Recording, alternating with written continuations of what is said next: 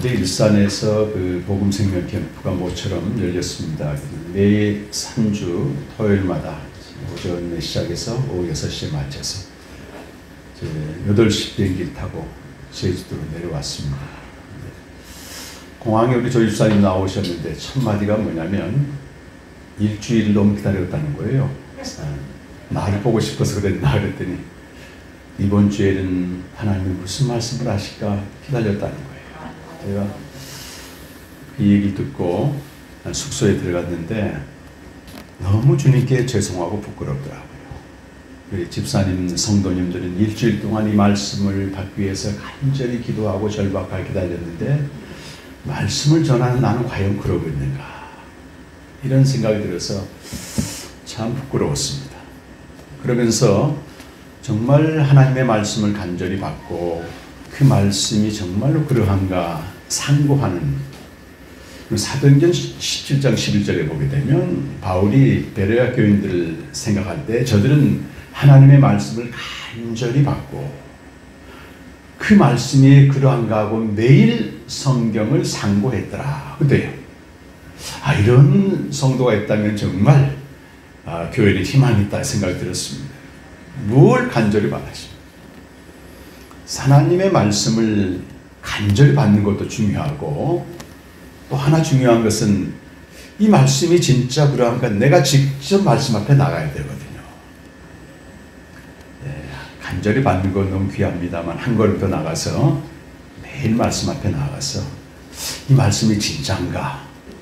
그러면 누가 가르쳐 주겠습니까? 우리 안에 있는 성령께서 이걸 알려주시는 거예요. 왜? 전하는 자나 받는 자 안에 똑같은 성령 역사이기 때문에. 신앙생활은 내가 하는 거지 누가 뭐 떠먹여 주는 게 아닌 것입니다. 그래서 간절히 받으시고 또 매일 말씀을 상고하여. 신앙생활은 참 쉬운 게 아닙니다, 여러분. 힘듭니다. 힘들어야지 제대로 믿는 것입니다. 하나님은 자기 아들 내어주기까지 완전한 인생을 치렀잖아요. 자기 아들을 내어준 그 사랑입니다, 이것은.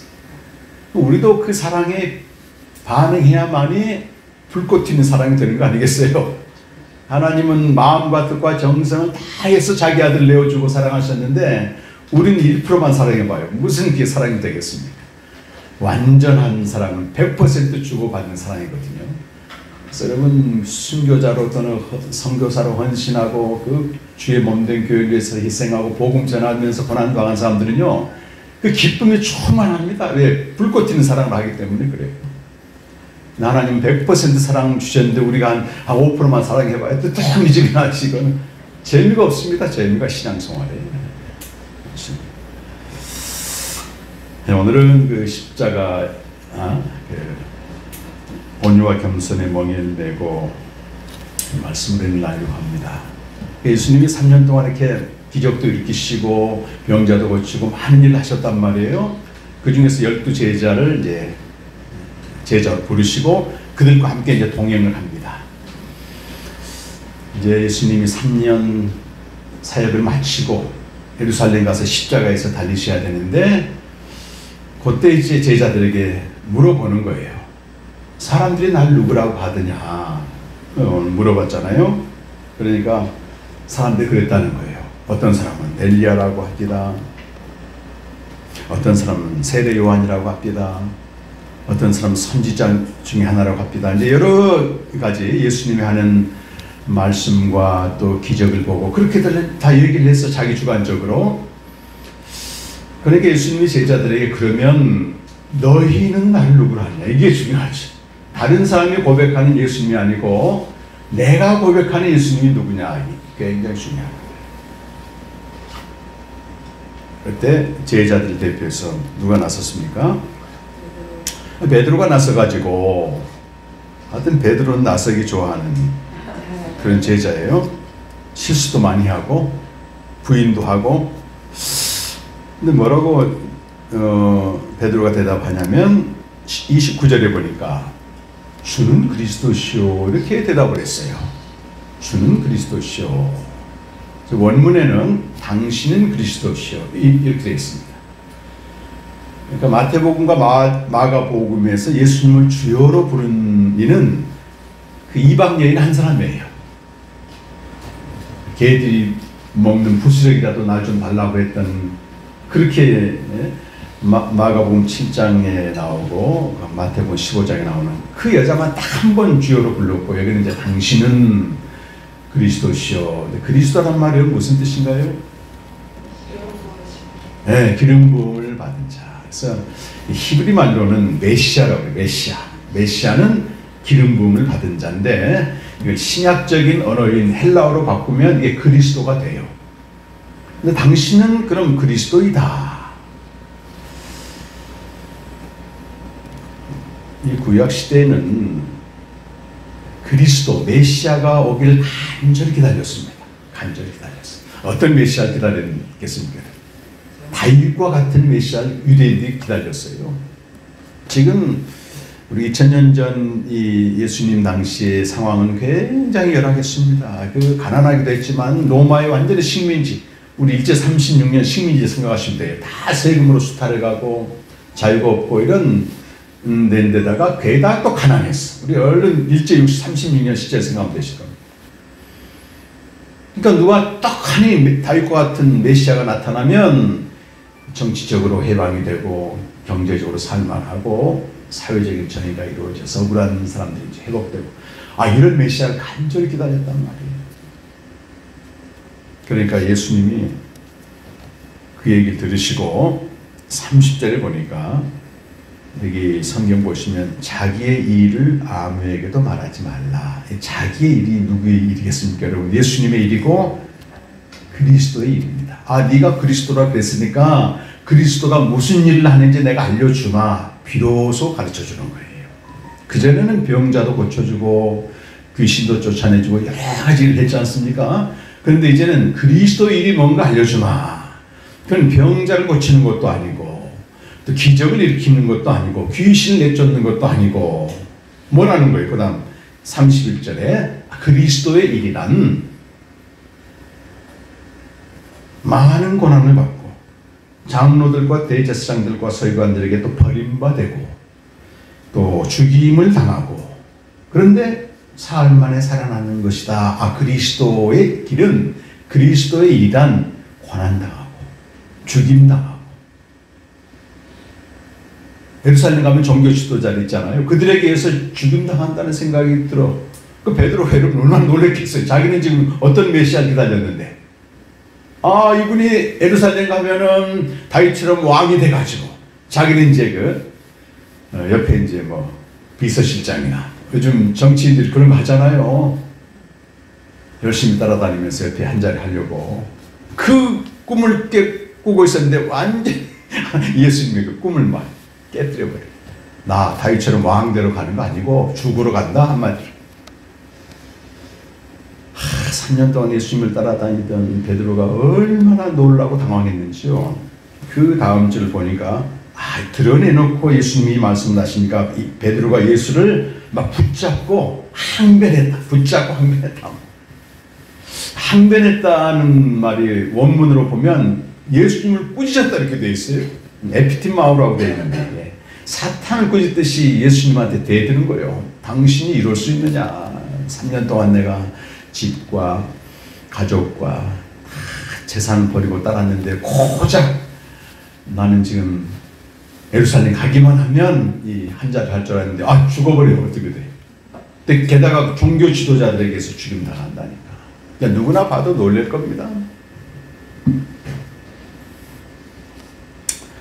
근데 33절에 예수님도 물러서지 않고 베드로를 꾸짖어. 그럼 33절에 보면 예수님이 제자들 보시면 베드로를 꾸짖다는 말이 나오죠. 꾸짖다는 말과 그 직전 32절 끝에 있는 항변하다는 말이 똑같은 말이에요. 똑같이 사탄에게 쓰는 말입니다. 그러니까 이게 지금 가이사랴 빌립보 동네에서 이 예수님을 대표하는 제자 베드로와 예수님 한판 붙은 거야 지금. 무엇 때문에 한판 붙어요? 그리스도에 대한 관점의 차이입니다.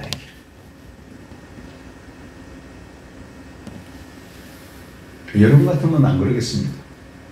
근데 우리가 이 베드로가 생각하는 그리스도의 관점은 하루아침에 형성된 게 아니고 한 100년 이상 계속 세뇌받은 거예요.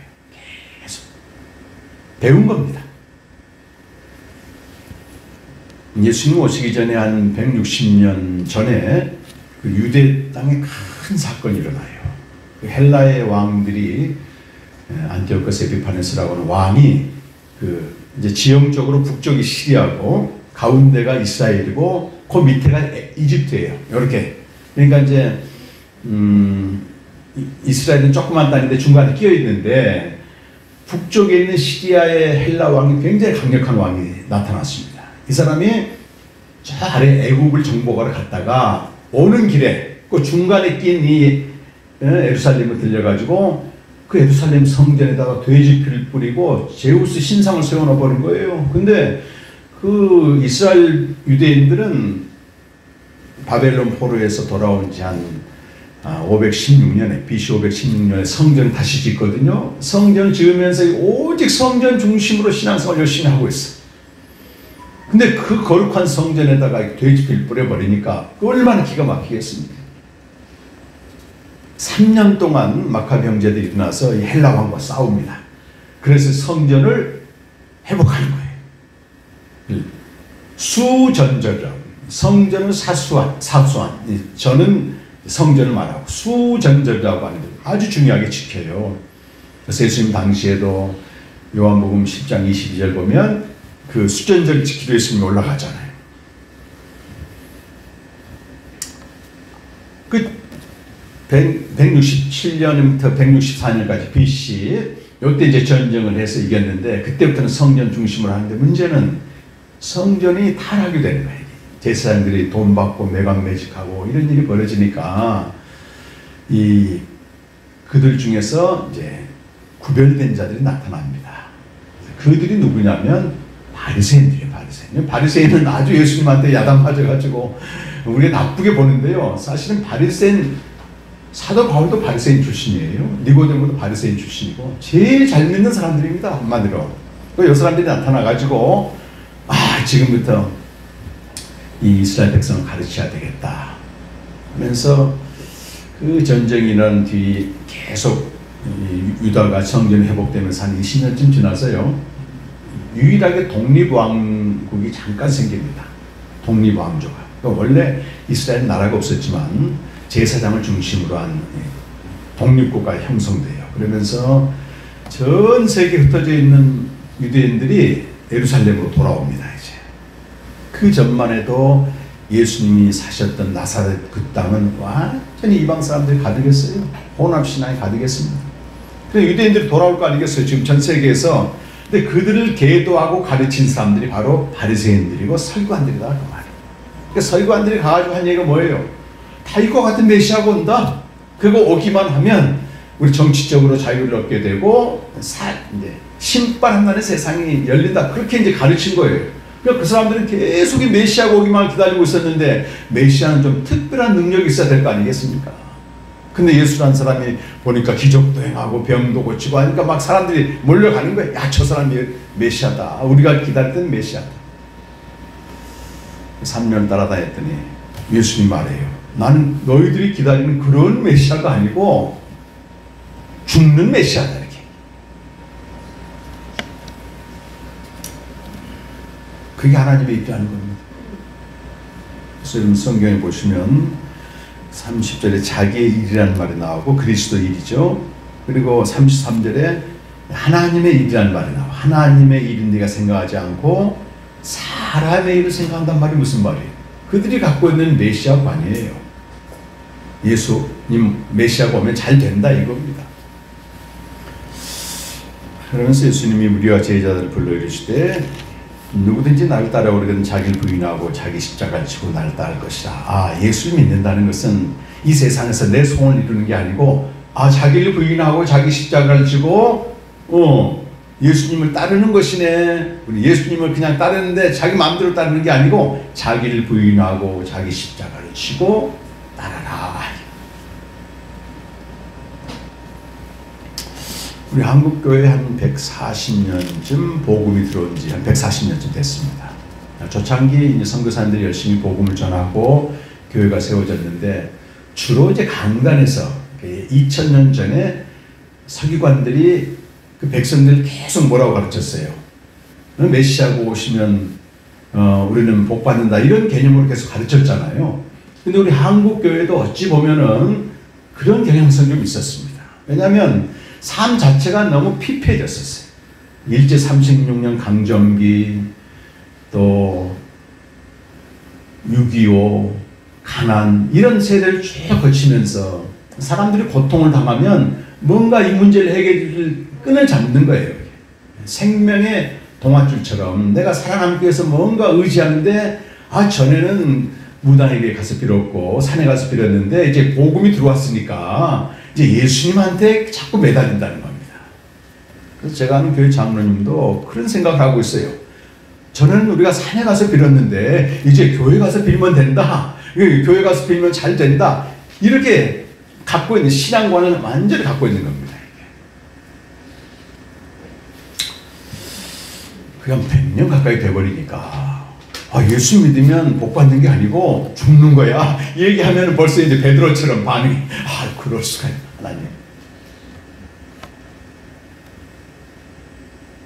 인생을 많이 살아보신 분들은 이제 좀 공감을 하겠지만 한 번 사는 인생인데 우리가 지금 베드로처럼 정말 예수 믿어서 잘되고 성공하고 편안하고 이게 진짜 행복일까요?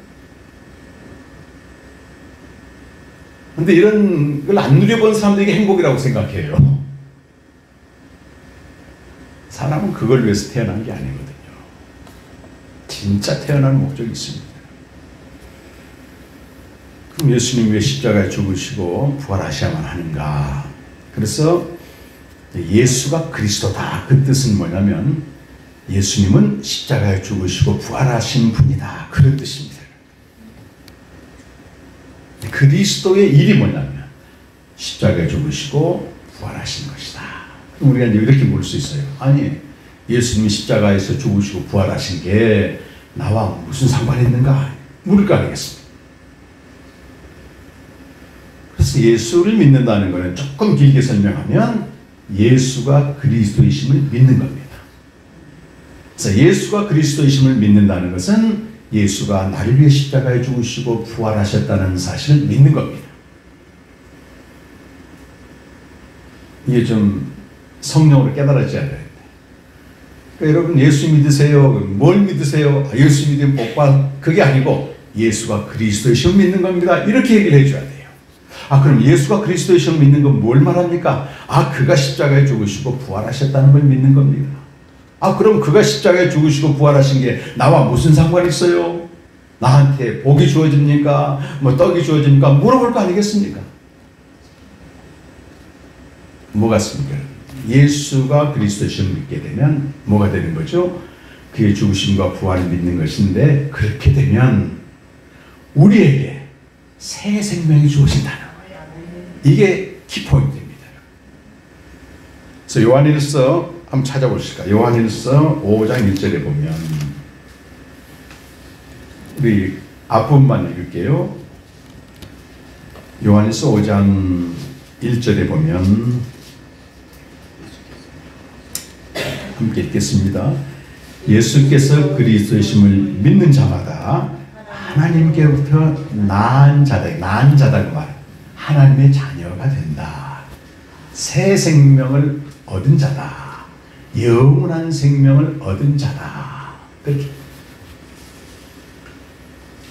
여러분 예수 믿는 것은 궁극적인 목적이 영원한 생명을 얻어서 그 생명에 합당하게 사는 것입니다.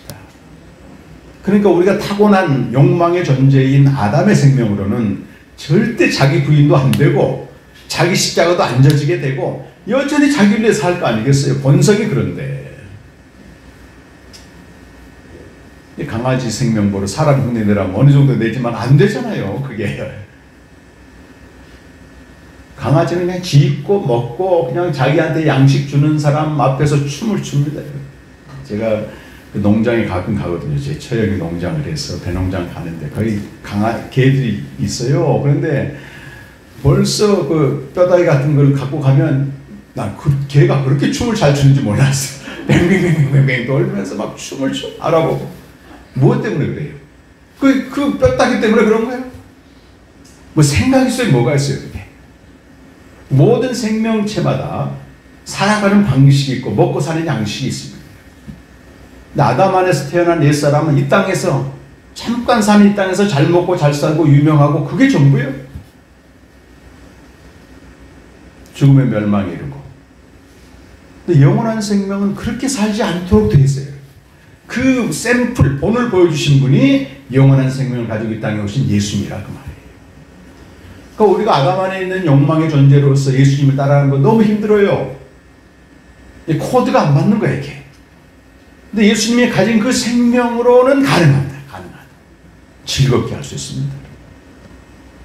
그래서 예수가 그리스도심을 믿어 새 생명을 얻은 자는 어떻게 살라고 되어 있습니까? 자기를 부인하고 자기 십자가를 지고 나를 따르라.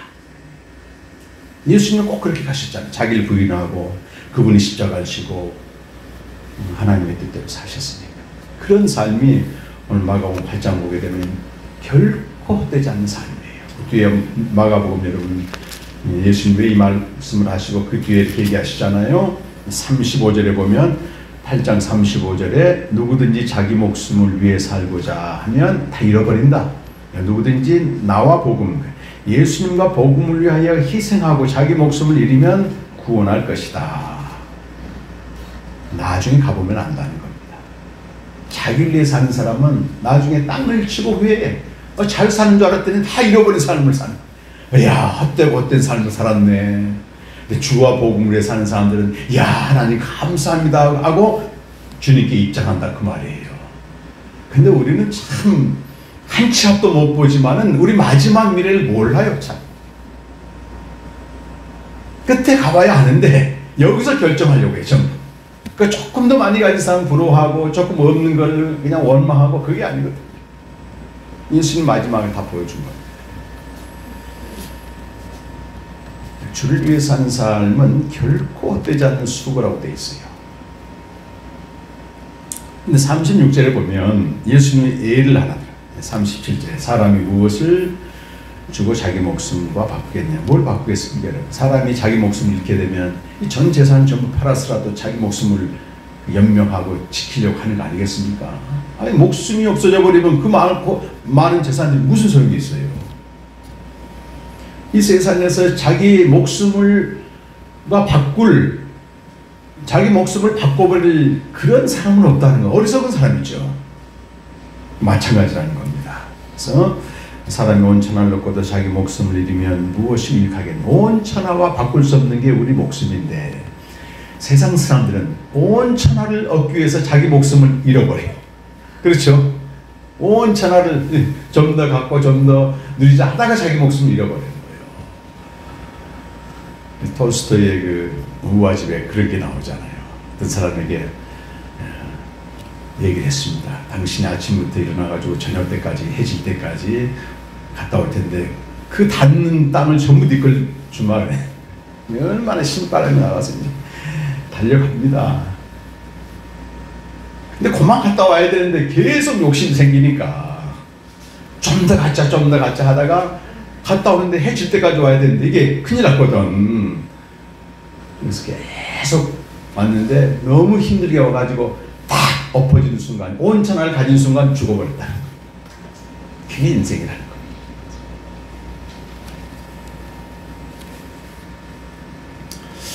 그래서 새 생명을 얻은 사람들이 어떻게 자기를 부인하고 자기 십자가를 지고 사느냐. 출발이 뭐냐면 생명을 가졌으니까 생명을 주신 분하고 같이 살아야 됩니다.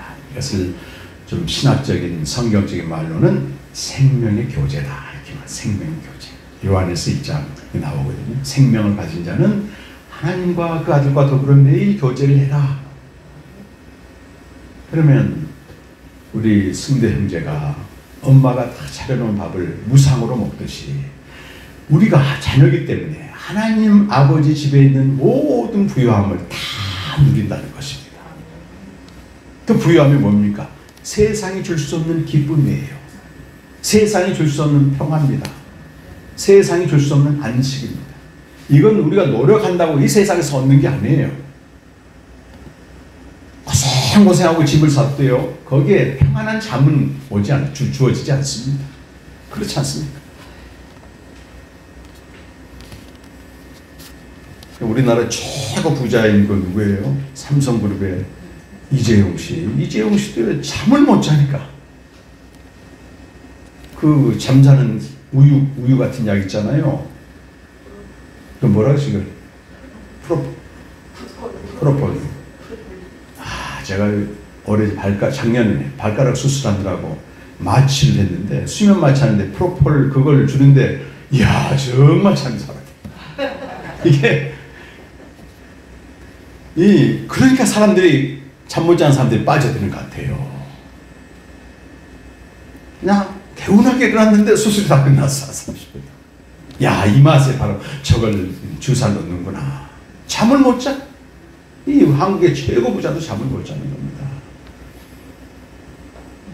그래서 하늘의 하나님 아버지와 교제에서 바라는 것이 그 기쁨과 평화와 안식, 돈으로 살 수 없는 겁니다, 여러분.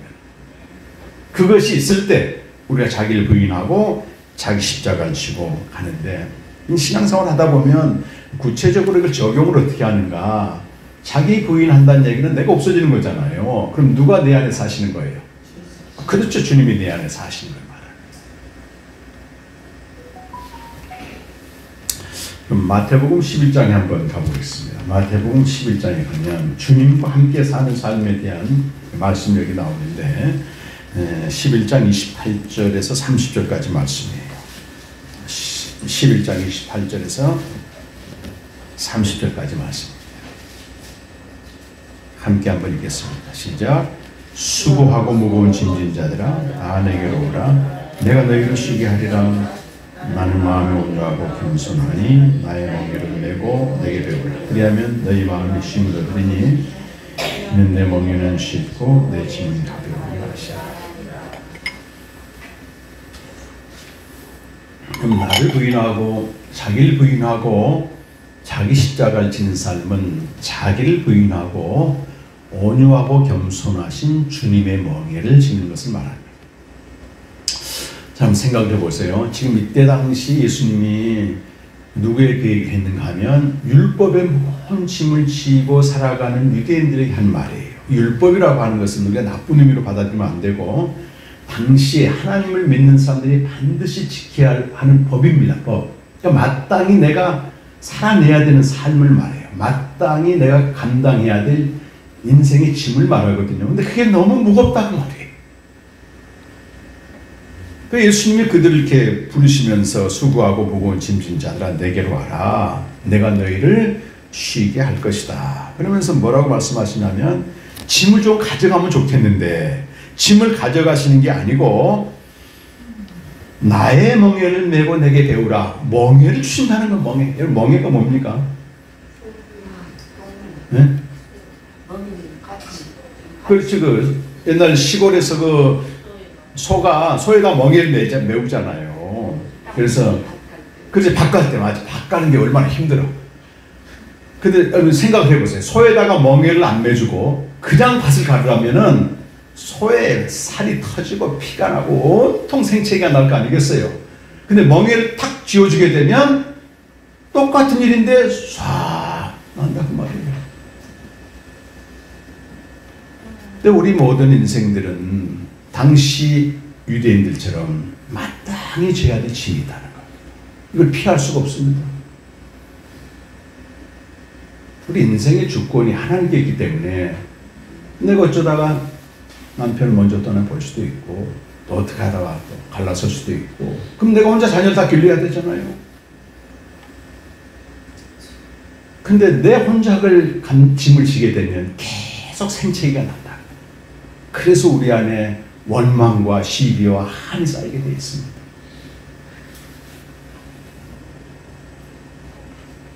저희 어머니도 6남매를 이제 혼자 기르시는데, 그 새벽부터 장사를 나가 이렇게, 그리고 이제 그 고통, 그 짐을 감당하지 못해서 우리 어머니 뭘로 풀었냐면 술로 풀었어. 술로. 그러니까 저와 내 동생이 우리 어머니 술 주정하는 거 그거 학교 갔다 오면 어머니 모시러 가는 거야. 마땅히 자녀 6명 길러야 되는데 그 짐이 너무 무거우니까 그렇게 푸는 거예요. 노래로 풀고 장구 치면서 그렇게 풀더라고요. 피할 수는 없습니다, 여러분. 우리 인생의 짐은 눈만 뜨면 딱 오지 않습니까, 이게. 그런데 새 생명을 가진 자는 주님이 멍에를 주신다는 거예요. 아무리 힘들어도 쉽고 가볍게 지고 갈 수 있는 멍에를 주신다는 거예요. 그 멍에가 뭡니까, 여러분? 온유하고 겸손한 멍에라 그 말. 예수님이 그 멍에를 지고 모든 인류의 죄를 담당한 그 엄청난 짐을 지고 가신 거예요, 예수님이. 온유하다 그 말은 자기 뜻을 하나님의 뜻에 복종시키는 거예요. 온유하다 그 말은 원래 사나운 짐승을 길들인다 그 뜻이거든요. 근데 예수님은 그게 가신 거예요. 그 겟세마네 동산에서 할 수만 있으면 이 짐, 이 잔을 좀 옮겨 주옵소서. 그러나 내 뜻대로 하지 마옵시고 아버지 뜻대로 하기로 하면 그러면서 그 짐을 지고 가신 거예요. 그 하나님과 똑같은 분이 사람의 몸을 입고 오고 가장 겸손한 자세로 겸손한 자의 모습으로 와가지고 십자가에 죽기까지 복종하면서 그 짐을 지고 가시는. 여러분, 우리 중에 어떤 사람도 예수님만큼 짐이 많은 사람이 없다니까요. 우리는 한 사람의 죄 담당하기도 힘들잖아요.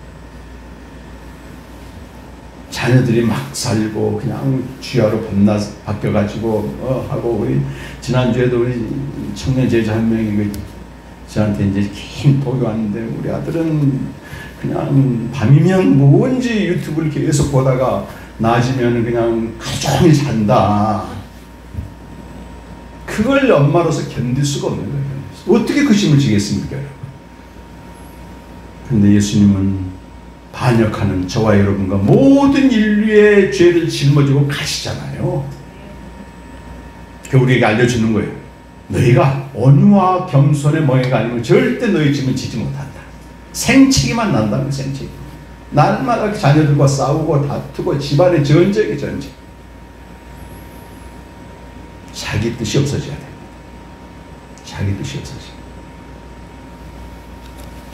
그래서 우리 인생은 내가 주관하는 게 아니고 사실은 하나님이 전부 주관. 왜? 그분이 책임지고 지금 가는데 내가 그분이 안 보이니까 내가 산다고 생각해. 어제 우리 캠프 때 우리 부대표 목사님, 조효국 목사님 마지막 강의를 했는데 출애굽에 대해서 강의를 좀 하시더라고요. 근데 저도 많이 들었던 말씀이거든요. 근데 출애굽기 3장 9절에서 10절 딱 해서 읽더니 하나님 뭐라고 말하냐면, 그 40년 전에는 모세가 주체가 돼서 하다 실패했잖아요. 근데 출애굽기 3장 9절에 40년 지난 다음에 하나님이 나타나셔가지고 내가 내 백성의 고통을 듣고 내가 내 백성의 고통을 보고 내가 내 백성을 건져내는. 전부 누가 하나님이 내가 한다는 거야. 내가. 그럼 모세는 뭐예요? 하나님 따라가면 되는 거지. 말씀에 순종만 하면 되는 거잖아요. 근데 이스라엘 백성들은 착각한 겁니다. 모세가 인도한 줄 알았어.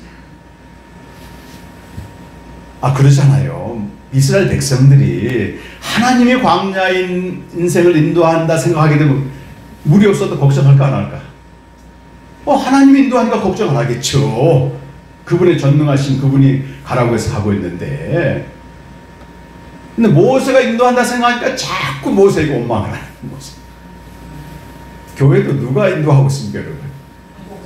하나님이 인도하시고 주님이 인도하시는데 그게 안 보이니까 자꾸 목사님에 대해서 목사님 왜 이렇게 안 하고 저렇게.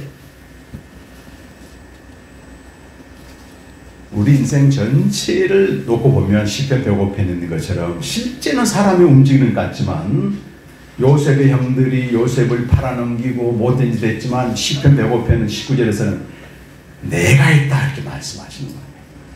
구원을 이루기 위해서.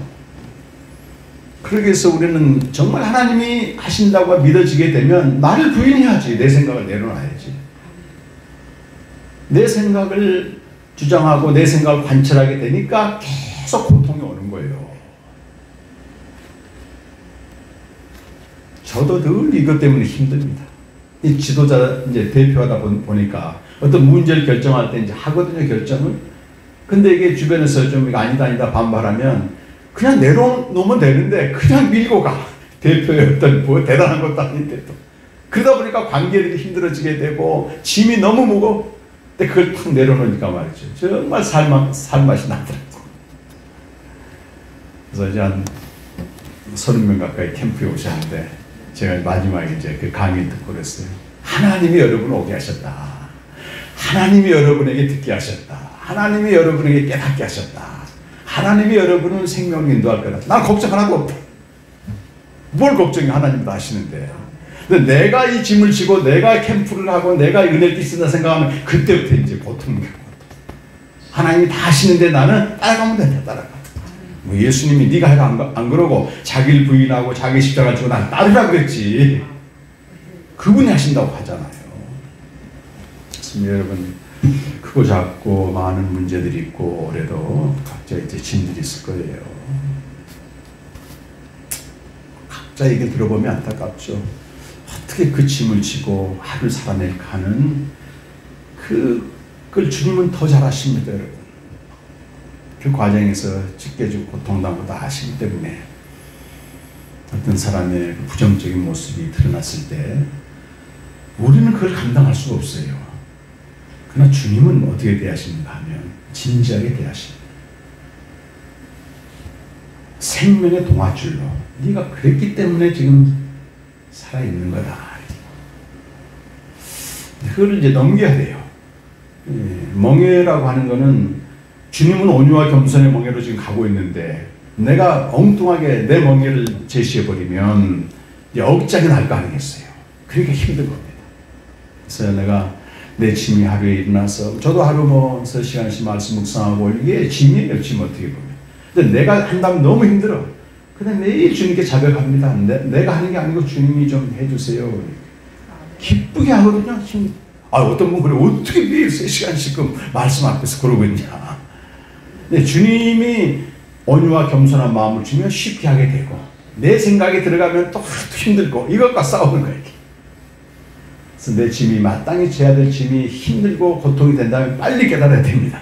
내가 지금 온유와 겸손의 멍에를 메고 있는가? 이걸 아니면 벗어버렸는가? 금방 답이 나오죠. 금방. 그럼 어떻게 하면 돼요? 나를 부인하면 되는 거예요. 대단하지 않는 나를 주장하지 말고 부인하고 죽기까지 복종하신 주님의 겸손. 겸손은 뭐죠? 네가 나보다 낫다는 감사. 아무리 내가 이 지혜 미션 대표지만 우리 지체들이 나보다 낫다. 집사님 의견이 맞습니다. 계속 이렇게 가는 거예요. 나를 따르라 그건 아니잖아요. 우리 인생은 하나님이 인도하십니다. 내가 자꾸 끼어들어가가지고 하나님 인도하는데 하나님 애먹이 하지 마시고 그냥 범사에 나를 부인하고 내 뜻을 부인하고 항상 온유와 겸손에 멍에를 메고 차를 운전하거나 사람 만나거나 계속 경험하는 겁니다. 그때 주님이 실제로 나와 동행하는 것이지. 안 그러면 주님은 따로 나 따로 주님은 온유와 겸손의 멍에를 메고 나와 지금 가고 있는데 나는 자꾸 엉뚱한 멍에를 메고 있으니까 그 멍에가 욕망의 멍에입니다. 대부분 욕망에서 나오는 거죠. 생명을 예수가 그리스도를 믿는 자마다 생명이 있는데 생명의 교제를 통해서 날마다 그 주님의 온유와 겸손의 멍에를 메고 어떤 짐이라도 주와 같이 길 가는 것 즐거운 일 아닌가. 참 그렇게 가면서 그럴 때 사람들이 야 나도 저분이 믿는 예수 좀 믿고 싶네. 이러지. 그냥 인상 쓰고 다투고 원망하고 있으면 믿고 싶어도 못 믿어. 이거. 한 해 동안 그렇게 즐겁게 사십시다. 온유와 겸손의 멍에를 메고 나를 부인하고 달려가십시다.